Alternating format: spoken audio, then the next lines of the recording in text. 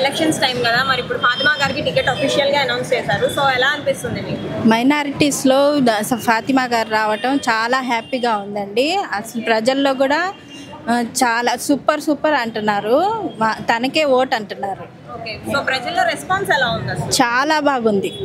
అందరూ అంటే మేము కలుస్తూ ఉంటాం కదా ప్రజలకి, వాళ్ళందరూ నూరా ఫాతిమా గారు చాలా చక్కగా మాట్లాడతారు, మన మనిషిలాగా మాట్లాడతారు అంటున్నారండి.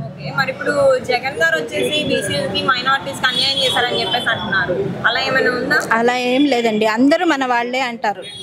అది మైనారిటీస్కి ఏమి అన్యాయం అట్లా ఏం చేయలేదు. సో మరి ఇప్పుడు ఫాతిమా గారు ప్రజల్లోకి వస్తే ఎలాంటి పని చేస్తారంటారు? చాలా మంచిగా చేస్తారు. తను ఆడవాళ్ళని కూడా చక్కగా ఒక మన ఆడపిల్లలాగా మాట్లాడతారు చక్కగా. చాలా బాగా ప్రాబ్లమ్స్ కూడా సాల్వ్ చేస్తున్నారు. అదే అందుకనే ప్రజలకి చాలా నచ్చారనమాట. తను ఫాతిమా గారు ఆల్రెడీ అంటే ఒక 1 year నుంచే సర్వీస్ చేస్తున్నారు అని చెప్పేసి అంటున్నారు. అవునండి, ప్రజల్లోకి వెళ్ళిపోతారు, ఇంకా మాట్లాడేస్తారు చక్కగా. సో అందరు ప్రాబ్లమ్స్ ఇంటింటికి వెళ్ళి తెలుసుకుంటున్నారు అని చెప్పేసి బయట టాక్ ఉంది. అది ఎంతవరకు నిజం? అసలు చాలా నిజం.